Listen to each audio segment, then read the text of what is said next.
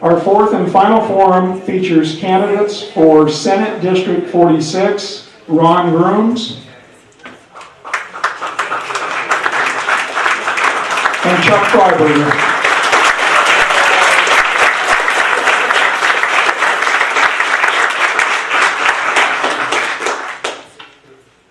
As a reminder to our candidates, you'll be timed, and green means go, yellow means you have 15 seconds remaining, and red means stop. Through a predetermined random draw, Mr. Freiberger will speak first with his opening comments. Mr. Grooms will answer the first question. And again, to the audience, please hold your applause until the forum is complete. Mr. Freiberger, your opening comments, please. Thank you, Bill. I appreciate it very much. Thanks to everyone for being here this evening, and a special thank you goes to leadership Southern Indiana. Really appreciate the opportunity to be here tonight. I am Chuck Freiberger, and I am running for state senator. I am a teacher in the New Albany-Floyd County school system. I've been a teacher now for 31 years, and I am presently teaching at Highland Hills Middle School, where I teach English and reading. My wife Patty is here in the audience with me, and we've been married for 29 years. And she's a teacher at Greenville Elementary as well.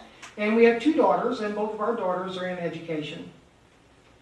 I want to thank the Floyd County voters for electing me for 26 years to represent them in the office there in Floyd County. I served 12 years as a county councilman, and in those 12 years, I worked with Democrats and Republicans to solve a $1 million deficit in our budget. And we solved this $1 million problem, the deficit we had, without raising taxes. And I will tell you, in my 26 years of local government experience, I've never proposed a tax increase in that time. So the liberal frame on me, I think, can be put to rest. As a county commissioner, I've also done several things working with my Republican colleagues. We have worked on the Garin Hills facility for the senior center out in Georgetown. Worked with Sister Barbara to get that accomplished. That is one of my best acknowledgments that I've done as county commissioner. I'm very happy to have done that. Also, we have worked with TechShot Industries there in Galena to create over 70 jobs, 70 brand new jobs, and these jobs would bring in $60,000 to $70,000 salaries. That is the kind of salary that we need in our Indiana state. We don't need these poverty level jobs that we've been creating. And also, we have fulfilled two obligations with some neighbors in the neighborhood to solve some problems when it comes to sewers. And we've done this without any tax increases. The reason why I'm running for state senator is we need a voice in Southern Indiana. Thank you. We haven't had that voice. Mr. Grooms. Thank you, Mr. Hanson. Mr. Eddy, thank you, and Leadership Southern Indiana, which I'm proud to be an alumni of that group. Also to News and Tribune staff and all the work that they've contributed to make this possible. My name is Ron Grooms, Indiana State Senator from District 46, which includes all of Floyd County, Clarksville, and most of Jeffersonville. I'm a pharmacist by profession, having owned my own pharmacy, Hanger's Pharmacy in Jeffersonville, for almost 40 years. I am married. My wife Beverly, we have 2 daughters, and I have 3 stepchildren. My committee assignments in the Indiana State Senate include Health and Provider Services, which fits very well with my healthcare background, Commerce and Economic Development, which fits very well with the retail business background, Public Policy, very challenging committee, Ethics Commission, and also Homeland Security and Veterans Affairs. I have endorsements from the Indiana Fraternal Order of Police, the state professional firefighters, Chamber of Commerce, National Federation of Independent Businesses, and several other agencies and groups have endorsed me. Indiana, Southeast Indiana specifically, is really on the move. We have created over 3,500 new jobs. We've lowered income tax, state income tax, by 5%. We've eliminated the inheritance tax. We've balanced our budgets. We've started the Ohio River Bridges Project. And one of the most famous pieces of legislation, perhaps, that I'm best known for is the so-called pill mill bill, which dramatically has impacted the overprescribing of opioid narcotics in the state of Indiana, having dropped 11% prescribing in just the last 2 months alone. I believe that we are on the right track. I'm always available. I'm Thank always you. visible. Thank you very much. Mr. Grooms, what is your take on the recent decision by Governor Pence to forego a chance at an $80 million federal grant to provide funding for preschool in Indiana? I'm disappointed in the governor that he did in fact reject that. Pre-K, early education is critical for our country. That's been stated earlier. I fully supported the pre-K program, the pilot that's in place now, and I firmly believe that we need to perhaps suggest that that be reconsidered, and I would support looking at that again, and if possible, if we can't get the federal dollars, figure out some way at the state level to provide pre-K and early education for our students and our children. Mr. Freiberger. Pre-K education, of course, as was mentioned earlier, is one of the best things we can do, the best investments that we can do for our children as far as education goes. So I think it was wrong for the governor to dismiss the monies available. It's something that we need to do. We need to help the kids at this age to mentally develop them. But I want to go a step farther other than saying that. I wanted to get into the vouchers because I don't know if you're going to get to it or not. But in the voucher system alone, in Indiana, in Floyd County, we lost $3.5 million over a 4-year period under Mr. Groom's leadership. In Greater Clark County, they've lost $630,000 in that 4-year time. And in Clarksville, they've lost $360,000 in that time. So actually, through our district, in District 46, that's $4.5 million that we've lost to vouchers because of the voucher program. That's detrimental to our schools. That's why Floyd County, we lost 3 schools. We closed 3 schools, 2 of them being blue ribbon schools, and we should not have that. We also had to move 5th graders into the elementary schools, which is causing them more problems. Thank you. Mr. Freiberger. Thankfully, unemployment has dropped in Indiana. However, wages are stagnant. How would you improve pay for Indiana workers? To improve pay for Indiana workers, you have to establish economic development tools to get economic industry to come to our state. Actually, what's going on, the state is actually doing so many cuts for our taxes for big businesses that it's causing local governments to struggle to do economic development, because local governments then are losing the revenues because the tax breaks are given to the wealthy. So you need to make sure, number one, fiscal responsibility is important.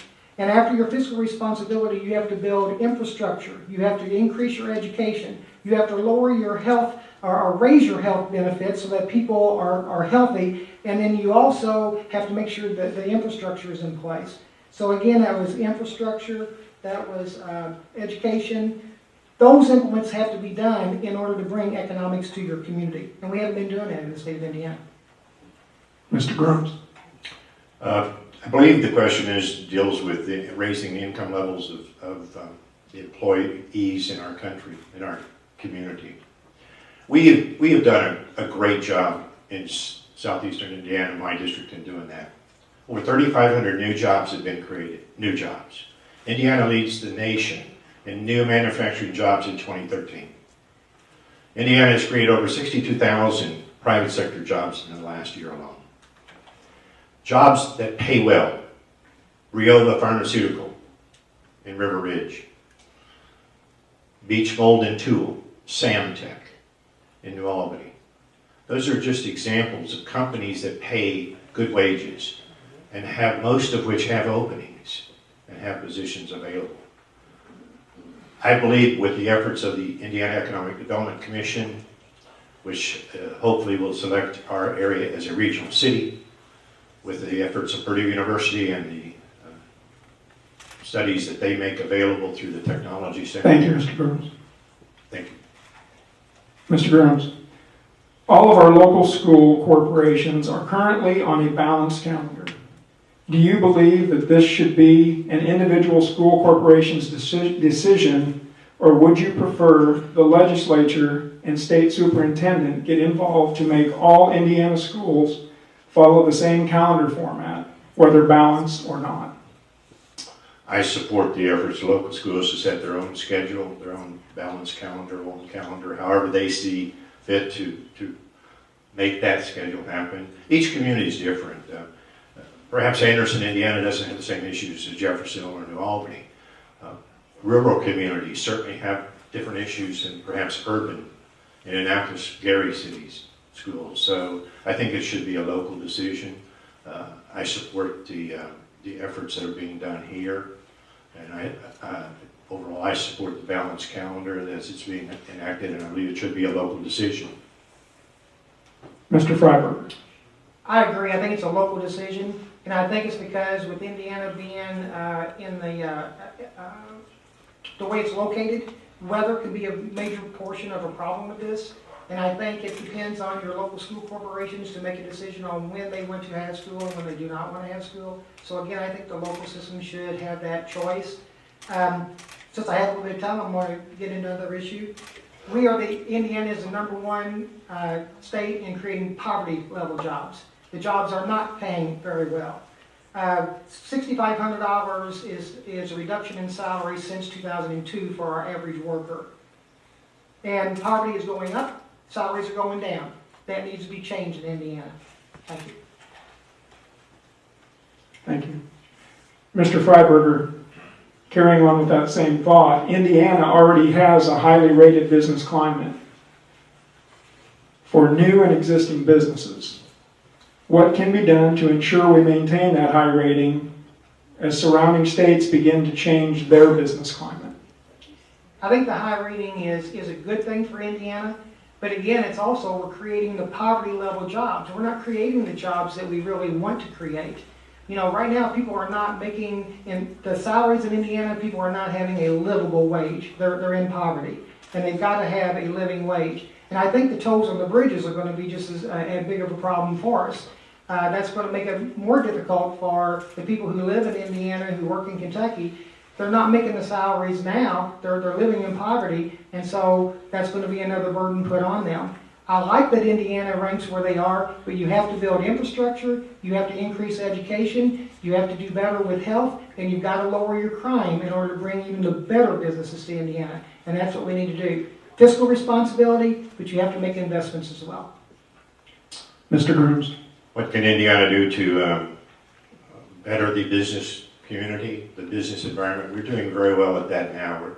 Most agencies rate Indiana 5th best in the nation in being so-called business friendly. We've been able to attract over 90 companies from the state of Illinois in the last 3 years because of our business climate. We've lowered state income tax by 5%. We've lowered corporate income tax to those companies that qualify by an average of 1%, to those who qualify for that particular benefit. I think Indiana is doing well in attracting businesses to Indiana. The RV industry in the north is going great. Cummins in Columbus, Evansville, pharmaceutical industry in Meade Johnson. I think we're doing a good job of attracting new companies that pay above average salaries. Thank you. Mr. Grooms. Conversation in communities around the state is warming up regarding a 1% tax on food and beverages sold in bars, restaurants, and taverns. Do you support cities and towns having that freedom without legislative oversight? Why or why not? I believe that local governments, cities and towns should have the freedom to enact that tax if in fact the leadership of that community agrees that that is necessary. Cities and towns, having had 20 years experience in city government in Jeffersonville, cities and towns and counties are in a little bit of a struggle right now, particularly with the property tax cap. So anything that we can do at the legislative level to give the cities and towns and counties more options, I would support that. And as long as it's a local decision, perhaps it's best done in a referendum, but that is a tool that they deserve and perhaps some communities need. I'm not always in favor of taxes, of course, but at least this gives them an option, and in some communities really desperately need that option. Mr. Freiberger. I'm glad Mr. Grooms acknowledges that the state of Indiana is putting hardships on local government in our cities and towns, and at least giving them an avenue to where they can find revenues. That's the whole problem. Mr. Groom should be working on not causing the problems for the cities and towns and local governments. They should be trying to help those cities and towns. Let me read something that was in the newspaper today. This is from Jeffersonville City Councilman Mike Smith, District 1. He's in the downtown district. He said he would not support a 1% tax for Jeff. The Ohio River Bridges Project tolls are going to have a huge negative impact on Jeff. Anything we do that would raise the cost of anything, I think it'll kill us. Again, here the state government is doing tax breaks for the wealthy and putting the burden on the cities and the counties, but yet we're having these difficult situations for the local people to make these decisions of having to raise revenues. And I think that's wrong for our state government to do that to our local people. Thank you. Mr. Freiberger. Indiana currently has a $2 billion surplus. If the state set aside half of that amount to improve the quality of life in Indiana, what would your personal priorities be in spending that money? So you have the $2 billion surplus. Okay, $2 billion surplus, first of all, you have to be fiscally responsible. You don't want to take take the finances away from the state whenever difficult times come. So I'm going to answer this like Steve Stemler did. He said $1 billion. You should take a portion of those dollars and invest in education, in infrastructure, in healthcare, and in lowering crime. That's going to help develop economics for your area and for the state. So again, fiscal responsibility first, and then invest in the economic procedures things to bring more investment to the state. That's what I think we ought to do with that extra excess. Mr. Grooms. Currently, the revenues exceed the expenses by about $2 billion according to projections. The state legislature has set up rules and regulations on how this money any excess is distributed. $1 billion of that $2 billion has to go to the rainy day fund in Indiana. $400 million of that has to go to Medicaid expansion or health care costs. $500 million must be set aside for increases and prevent issues with school funding, and the other balance has to go in infrastructure fund. So those monies are dictated by the legislature where most of it can be spent. I would hope that we would spend more money helping our senior citizens with the choice program, with more recreation facilities in the state of Indiana, and other areas that would provide some things particularly in the recreation and health area, that Hoosiers could benefit from. So I would look to those areas for quality lifestyle changes. Thank you. Mr. Grooms, do you believe the school grading system is fair? What can you do, if elected, to standardize the grading system and make it fair to all schools, whether public or private? The grading system has been debated for a long time, and it is probably one of the toughest issues that the legislature has to deal with, and how you come up with a formula system to make that fair and consistent across the board is obviously a great challenge. I think there needs to be a better list of the criteria that the schools must adhere to, and that we have an oversight of that school grading formula or that system, so that there's more attention given to the actual results that the schools are achieving versus perhaps grading them based on projections or past performances or other areas that just do not really address the issue of the school grading system. It should be in the hands of the Department of Education, and hopefully they will address that. Mr. Freiberger. I don't know how anybody could actually take a letter grade and acknowledge that the grade that they received was appropriate.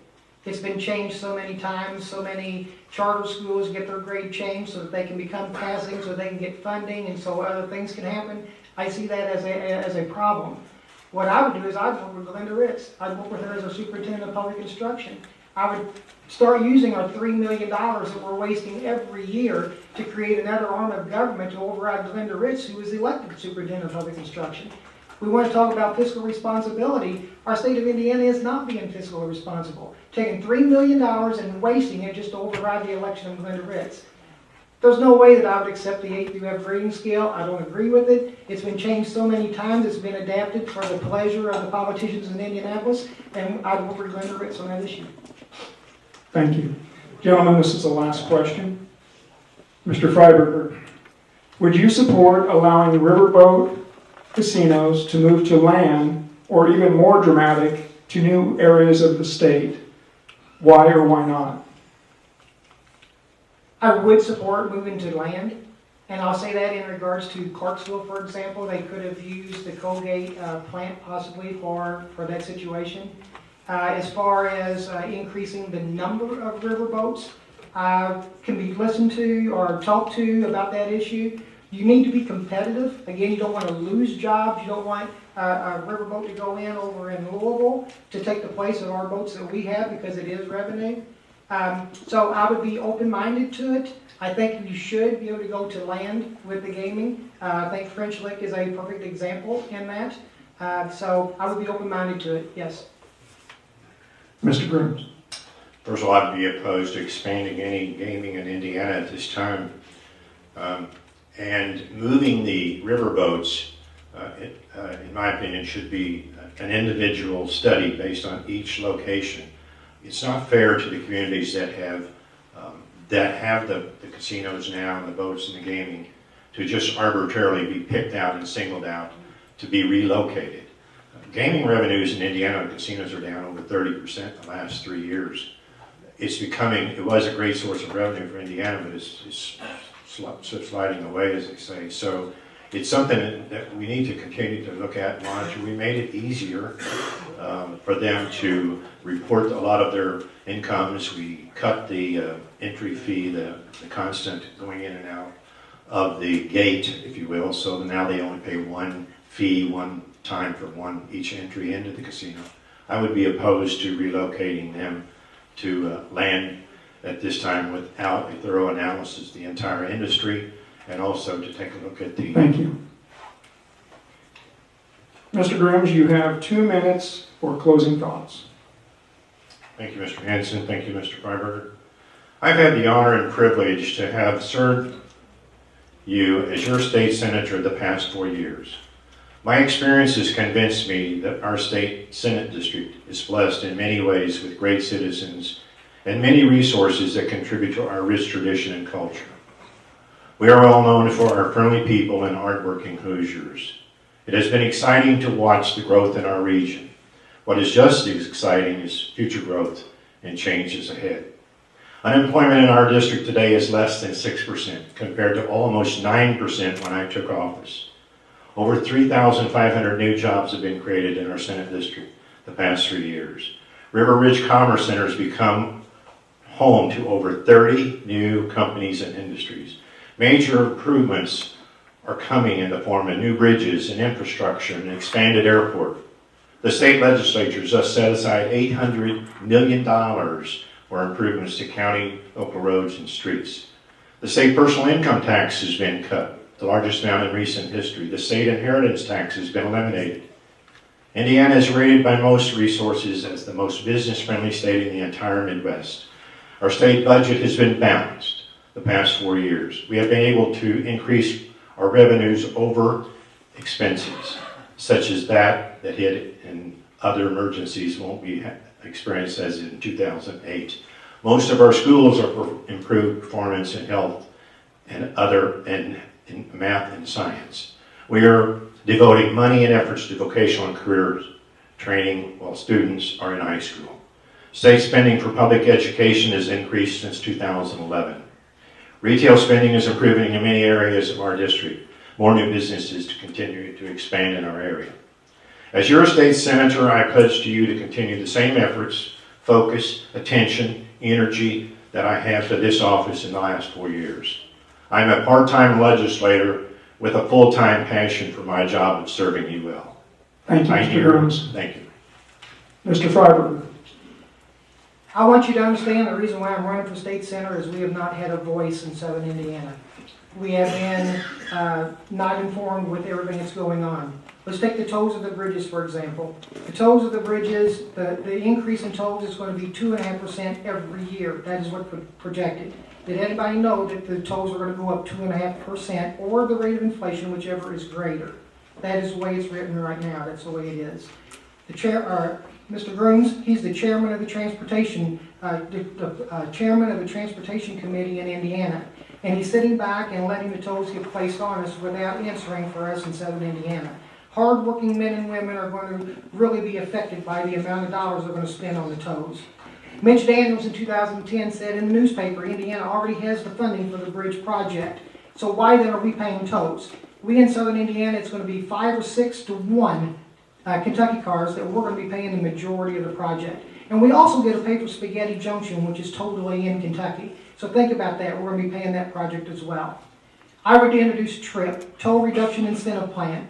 That would give all taxpayers here in Indiana, the people who cross the bridge, they would be able to get their monies back. Mr. Stimler talked about that in his presentation as well. Tolls are a problem. It's going to hurt us drastically. It's going to hurt businesses in Jeff. I would solve the wage gap with our women and men. Women, the gap is the 6th largest in the country.